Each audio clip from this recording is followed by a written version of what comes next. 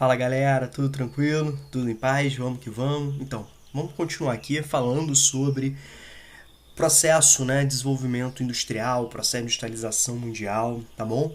E tema da aula de hoje a gente vai falar um pouquinho sobre as chamadas revoluções industriais. Reparem que eu chamei aqui a atenção para a revolução industrial entre aspas, né? Isso é para chamar a atenção de propósito, certo? Por que isso, Rômulo? Na verdade, esse processo, esse complexo processo, cujo advento vai se dar no final do século XVIII na Inglaterra, a primeira região a reunir todas as condições necessárias para essa nova, né, realidade produtiva, ele começa no século XVIII e não parou mais, certo? Mas se a gente fizer um comparativo do final do século XVIII até hoje, num processo de expansão desse modelo, num processo de transformações, né, inerentes a esse modelo, a gente vai perceber que existem momentos, né, de grandes booms tecnológicos, de grandes mudanças, de grandes rupturas, certo? Então, justamente nesses momentos de grandes, né, transformações, convencionou-se, né, didaticamente de chamar de primeira revolução industrial, segunda revolução industrial, terceira revolução industrial e a atual quarta revolução industrial, a chamada fábrica 4.0, tá bom? Muitos autores, né, para não gerar essa confusão, eles preferem utilizar a expressão ondas de inovação tecnológicas, né? Momentos de grandes transformações aplicadas à produção, mas que de fato vai interferir na realidade, na sociedade, criar, né, mecanismos de mudanças, né, muito vastas, seja em aspectos políticos, econômicos, sociais, ambientais, né, como a gente vai perceber. Então, eles preferem utilizar a expressão ondas de inovação, né? Mas no seu vestibular, no seu concurso público, geralmente, né, vai aparecer a expressão revoluções industriais, tá certo? O que é importante a gente perceber? Quando a gente fala sobre revoluções, é uma grande transformação. Então, muda, né, de uma forma estrutural aquilo que era convencional. Então, por exemplo, quando a gente fala sobre a primeira revolução industrial, é uma expressão que surge bem mais tarde, né? Porque naquele momento ali do século XVIII, momento de fortes transformações, né, de transição para uma lógica, né, de produção artesanal, de produção doméstica, depois para uma produção nas magnufaturas, até o surgimento da indústria moderna. Certo? Aquilo era o novo, certinho? Bacana? E mais tarde a gente pode perceber um forte estímulo, né, para as transformações, tá certo? Então, é importante perceber isso. Quando a gente fala de revolução, é uma forte transformação, uma mudança, né, estrutural. Então, por exemplo, imagine o seguinte, como que se produz, por exemplo, um calçado, né? Como que se produz um calçado da forma artesanal? Você lembra, né, que o mestre artesão, ele era dono das ferramentas, ele era dono, né, do espaço de produção, ele era dono da matéria-prima, ele controlava o seu tempo, ele, né, era dono do produto final do seu trabalho. Então, a gente pode perceber essa relação, certo? E agora, como que se dá essa produção industrial? Obviamente existem ainda, né, o artesanato, certo? Mas se a gente for procurar, imagine o seguinte, saia na rua agora para procurar um tênis, um calçado produzido de forma artesanal. Você vai encontrar? Possivelmente, né? Dependendo da sua região, dependendo da sua localidade, mas com uma dificuldade absurda. Mas se você for em qualquer loja, né, que venda calçados especializadas ou não, lojas especializadas, exclusiva para calçados ou não, você vai encontrar um tênis que vai ser produzido através de uma forma industrial, certo? Então você já começa a perceber que é um tênis que vai ser produzido em larga escala, é um tênis que vai passar por processos de planejamento, cujo objetivo é sempre produzir mais rápido, economizar matéria-prima, né? Reduzir custos de produção, certo? Quando você pensa no artesanato, você pensa, né, que aquele calçado ele vai ser iniciado e finalizado a partir, né, de um mesmo trabalhador extremamente especializado, cuja qualidade, né, vai se dar através da sua habilidade, a capacidade de produção, a velocidade de produção pela sua habilidade. Aí quando você pensa nesse tênis produzido de forma industrial, você pensa que vai ser feito uma produção em larga escala, de uma forma padronizada, onde etapas serão executadas, né, por vários profissionais, ou até mesmo, se a gente pensar numa indústria moderna, por máquinas, né? A gente vai destacar isso, né, a substituição de trabalhadores por máquinas, que também foi uma tendência, né, ao longo do processo, tá certo? Então eu quero que você repare o seguinte, é o mesmo tênis, mas a forma de produzir é extremamente diferente, né? Então são mudanças estruturais. E reparem que essas mudanças, elas não impactam apenas na produção. Elas trazem transformações extremamente importantíssimas, né, para a realidade no aspecto social. Como que se dá as relações de trabalho? O que nós tivemos de consequências sociais? Né? As relações entre sociedade e natureza, entre homem e meio ambiente. E os aspectos econômicos? E as relações entre os países produtores, fornecedores, consumidores? Certo? E os agentes capitalistas? E a participação do Estado? Então a gente consegue perceber que essas mudanças, né, são extremamente importantes. Elas extrapolam, né? Elas extrapolam os limites das fábricas. Elas moldam uma sociedade. Elas criam, né, novos espaços. Elas aprofundam desigualdades, contradições, certo? Então é isso que eu quero que vocês entendam. Depois a gente vai fazer relações entre as revoluções industriais e os modelos de organização produtiva. O modelo manchesteriano ligado à primeira revolução industrial, o modelo taylorista e, né, o modelo fordista. A gente vai fazer essas diferenciações relacionadas à segunda revolução industrial, o modelo toyotista, né, relacionado à terceira revolução industrial. Então vai ser extremamente importante, né, a gente fazer essa relação entre modelos de organização produtiva, momentos, né, de grandes booms industriais, de grandes ondas de inovação tecnológica, as chamadas revoluções industriais, tá certo? Inclusive inserindo isso dentro da própria divisão internacional do trabalho, né, e da própria divisão social do trabalho. A gente vai fazer também essa diferença, tá certo? Até que nós chegamos, né, a estudar hoje a fábrica 4.0, né, a fábrica inteligente, a quarta revolução industrial, a nanotecnologia, tá bom? O que a gente vai estar estudando, certo? Nesse primeiro momento aqui, eu quero que você entenda que o objetivo é fazer um comparativo, tá? Reparem que eu estou deixando de lado a quarta revolução industrial. A gente vai ter uma aula específica só para falar sobre terceira revolução industrial e quarta revolução industrial.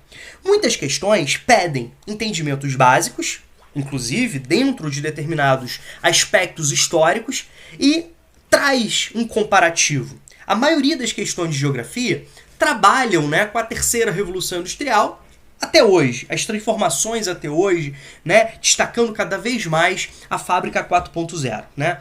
Eram questões, né, assim, muito incipientes, é uma coisa muito nova, né, a fábrica 4.0, mas que começava a aparecer nos vestibulares e tal. Hoje já tem uma presença um pouco mais consolidada, né, mas a terceira revolução industrial, né, o capitalismo informacional, os tecnopolos, né, as cidades globais, a fábrica global, o mercado global, relacionado diretamente aqui à questão da terceira revolução industrial. Então você vai reparar que a gente vai falar muito mais sobre a terceira revolução industrial, tá certo? É muito comum também questões interdisciplinares envolvendo história, envolvendo geografia, né? E com isso, esse comparativo é muito importante, tá? Eu fiz aqui um pequeno resumo, só para, nesse primeiro momento, nesse primeiro encontro, a gente ter uma visão geral, né? E depois a gente vai aprofundando, tá certo? Primeiro, quando a gente fala de primeira revolução industrial, a gente está se referindo àquelas transformações iniciadas com a Inglaterra, o pioneirismo inglês, que reunia, né, condições importantes, como, por exemplo, oferta, né, de pessoas nas cidades, lembrem-se, né, dos cercamentos, do processo dos enclosures, né, que além de gerar um processo de produção de riquezas no campo através de uma forte, brusca expropriação do trabalhador direto dos meios de produção, olha a lógica capitalista, olha o advento do capitalismo relacionado a esse processo, né, de expropriação do trabalhador direto do campo em relação à terra, né? E com isso nós tivemos várias transformações, não somente, né, a produção, né, de excedentes no campo, o acúmulo de capitais no campo, mas a gente pode perceber que a expulsão do camponês, essas levas do êxodo rural, vão fornecer nas cidades mão de obra e mercado consumidor, certo? Então pensem nisso. a presença, né, de estímulos às inovações tecnológicas, as transformações, né, muito fortes que exigiam cada vez mais mecanismos de se produzir mais rápido, de menor tempo, a introdução de ferramentas, né, que pudessem progressivamente se apresentarem como prolongamentos das mãos, né, dos trabalhadores, e mais tarde a utilização de máquinas, né, movidas através de energia artificial. A gente pode perceber a precoce revolução burguesa na Inglaterra, essa mudança, né, de perfil de orientação político administrativa, onde começa a ter leis, orientações, apoio político, a lógica naquele momento do liberalismo econômico, que vai favorecer, né, esse advento da Revolução Industrial. Esses aspectos, né, fora isso, a presença de recursos minerais, recursos energéticos, certo? Como jazidas de carvão, jazidas de ferro, isso vai ser também extremamente importante. Mas esses aspectos o professor de História trabalha, né, com maior calma, com maior tranquilidade, com maior precisão, com maior aprofundamento, tá bom? Então quero que você entenda o contexto histórico, né? Finalzinho do século XVIII, Inglaterra. Obviamente, né, que esse processo ele não vai ficar restrito à Inglaterra. Ele progressivamente ele vai avançando para outros países, né, como naquele momento ali do início do século XIX, França, Bélgica, né, a concorrência entre Inglaterra e França é extremamente destacada também nas aulas de história. Bacana? Então quero que vocês entendam isso. A Inglaterra se apresentando como aquela que vai reunir primeiramente todas as condições necessárias para essa nova realidade produtiva, tá certo? O contexto, né, de fortes transformações sociais, políticas, econômicas, é aquele contexto que o professor de História chama de Era das Revoluções, cujos principais expoentes eram justamente, né, as revoluções burguesas, com grande destaque para a Revolução Industrial, do ponto de vista principalmente econômico, e para a Revolução Francesa, do ponto de vista, né, social, do ponto de vista político. Tá certo? Aquele momento, né, das chamadas revoluções burguesas. Agora eu quero que você entenda, como a gente está falando sobre momentos de fortes transformações estruturais, momentos, né, de grandes inovações, que nós temos aqui um tripé de sustentação daquilo que nós chamamos de primeira revolução industrial. O setor têxtil, né, vai se apresentar como o primeiro a sofrer os impactos, né, dessa transformação. Lembrem-se que, na verdade, não tem nada de novidade, né? Roupas, tecidos, né, se utilizava. Lembrem-se, né, que a gente não está falando de nada inovador, nada que não existia, né, na época. Tá bom? Por outro lado, começa a se utilizar máquinas feitas com ferro que utilizavam uma energia artificial, né? Que no caso, a grande, né, transformação é a energia a vapor através do carvão mineral. Então, máquinas construídas pelo ferro, movidas através de uma energia artificial, impactadas, né, no setor têxtil primeiramente. Então a gente está falando de teares mecânicos, que o mais simples ali substitui o trabalho, né, de 200 tecelões, só para a gente fazer esse comparativo.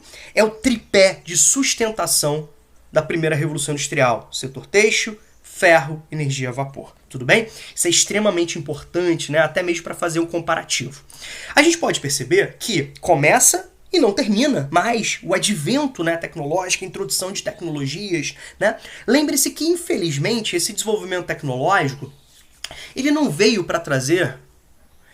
o objetivo não era trazer melhores condições de vida, né, melhores condições de sobrevivência. Pelo contrário, ele é estimulado pela lógica, né, da competição, pela lógica da individualidade. Então a gente tem importantes situações aí.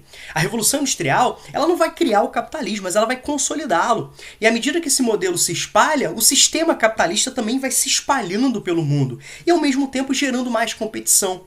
É o momento onde nós temos, né, aquela mudança de meio natural, onde o ser humano dependia muito, né, ficava muito submisso, né, às condições naturais, e o ser humano passa, a partir da Revolução Industrial, de ter um controle, de ter um domínio, de ter um entendimento maior, né, sobre a natureza, sobre o controle, né, da natureza. Tá certo? Beleza? É importantíssimo isso. Iniciando o chamado meio técnico, né? A introdução de técnicas aplicadas à produção com o objetivo de produzir mais barato, com menor custo, certo? Bacana?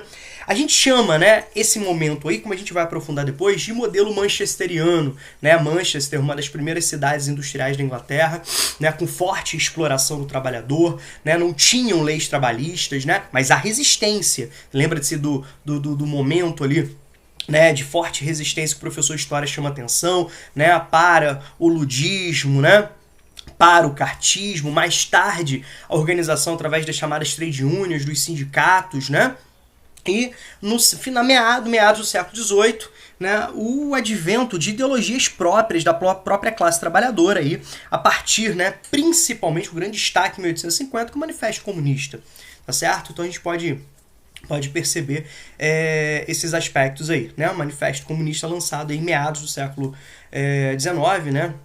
Em 1848 é lançado o Manifesto Comunista e uma nova realidade, né? Ou seja, uma ideologia própria da classe trabalhadora, tá bom? Então, é um impacto muito forte.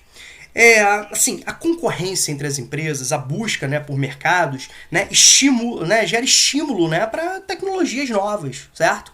Então, ali por volta de 1840, 1850, 1860, a gente já começa a perceber novas tecnologias, novos setores industriais, novos ramos produtivos e também novos, né, países e regiões que despontavam, que pulavam etapas, tá certo? Então, a segunda Revolução Industrial, essa segunda onda de inovação tecnológica, inserida nesse contexto aí de 1850, 1880, vai ter como grandes expoentes o Império Alemão. Lembrem-se, né, que a Alemanha acelere muito seu desenvolvimento industrial a partir da sua unificação, né? A Prússia, né, liderando aquela guerra contra a França, certo? A Guerra Franco-Prussiana, vitoriosa, gera a unificação da Alemanha e isso permite, né, ou estimula bastante esse incremento. Do outro lado, os Estados Unidos, sobretudo depois da Guerra, né, de Secessão, que gera um estímulo muito forte. O fato é que tanto a Alemanha como os Estados Unidos elas pulam etapas em relação ao caminhar da Inglaterra. Então a gente consegue perceber que eles já vão inserir, né? Já vão se inserir de uma nova realidade, né? Onde você tem aí as indústrias pesadas, né? Principalmente aí as siderúrgicas, tá bom? As siderúrgicas representando, né, esse novo modelo de indústrias de base, certo? As automobilísticas, novas fontes energéticas, o petróleo, a eletricidade. O petróleo passa a ser utilizado de uma forma mais intensa, tá bom? Certo? A eletricidade aí. Reparem que a eletricidade vai ter impactos também produtivos e outros aspectos, né? Então, por exemplo, permite-se que você tenha uma produção à noite. Permite-se mais, né, horários do dia dedicados ao trabalho, né? Então você não ficava dependendo da iluminação natural. Permite-se que o trabalhador ele permaneça mais tempo dentro da fábrica, né? Utilizando uma energia artificial, né, para iluminar. Bacana? As máquinas, né, movidas através de eletricidade são muito mais complexas, muito mais dinâmicas, né? E com isso um espalhamento, um avanço a partir, né, da produção do aço. É um material muito mais maleável, né? Então você já pensa, quando a gente fala do aço, né, é um material mais resistente, mais maleável, você pensa, né, nas ferrovias. Bacana, quando você pensa na indústria automobilística, você pensa no motor a combustão.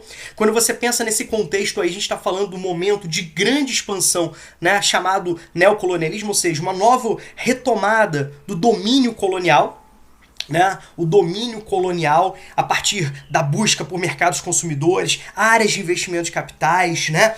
Áreas, né, fornecedoras de matérias-primas, no nova retomada de domínio, né, sobre colônias, que recebeu o nome de neocolonialismo, nesse contexto de formação de grandes impérios coloniais, tá certo? Beleza? Então, o barco a vapor, essa integração entre várias regiões, com destaque muito grande para a Ásia e para a África, né? Dentro dessa lógica aí de espoliação, que os resultados, né, são severos até hoje. Bacana, liderança aí da Inglaterra e da França, né, as principais potências, mais seguidas também pela Bélgica, mais tarde, né, a unificação da Alemanha e da Itália levam essas potências também, né, a correrem atrás tardiamente, e o resultado disso vai ser nefasto, né, que vai ser justamente a Primeira Guerra Mundial, certo? Nesse contexto aí, a tentativa, né, de melhorar os ânimos, né, através da partilha da África, através da Conferência de Berlim, a gente pode perceber que isso não trouxe, né, o resultado esperado e nós tivemos uma guerra, né, imperial, tá bom? E essas potências industriais, durante a Primeira Guerra Mundial, colocaram toda a sua capacidade técnica, sua capacidade produtiva, sua tecnologia, né, aplicada a matar. Mas isso é um assunto, né, para o professor de história, um assunto aí para a gente debater através de uma nova perspectiva, de um outro olhar, né? E quando a gente fala aqui, já que a gente citou o modelo manchesteriano, que a gente cita, né, o Taylorismo e o Fordismo, que a gente vai trabalhar de uma forma mais aprofundada um pouco mais à frente, tá? Então, eu quero que você entenda isso, tá? Então, quando a gente fala sobre Primeira e Segunda Revolução Industrial, a gente pensa nos objetivos de produzir em massa. Quem eram as principais indústrias? Aquelas que conseguiam produzir mais em menos tempo. Quem eram os países mais poderosos? Eram aqueles que conseguiam ter tecnologias, condições, recursos naturais, né? Que permitiam produzir mais, produção em massa, né? Por que eu tô falando isso? Hoje, quando a gente pensa na produção, a gente pensa aquela que produz informação, aquela que domina, né, a informação. Lembre-se que a gente tem uma produção por demanda, uma nova realidade, né? Tá certo? Então é importante fazer esse comparativo, tá bom? Então aqui nós temos uma análise comparativa entre a primeira e a segunda revolução industrial, tá bom? Na sequência, você já deve estar imaginando, né, que a gente vai focar na terceira revolução industrial. A gente vai voltar, né, a essa temática, tá certo? Espero que tenha ficado entendido. Então, quero que você entenda, né, esse comparativo. Eu quero que você relacione ao momento histórico, né, em cada onda de inovação está inserida. Eu quero que você entenda a lógica da competição, da concorrência. Olha a Inglaterra, olha a Alemanha e Estados Unidos. Olha a realidade na virada do século XIX para o século XX, tá certo? Eu quero que você entenda, né, esses aspectos. Tá bom? Certo? Então é isso, galera. Qualquer coisa, é só entrar em contato, à disposição de vocês. Grande abraço.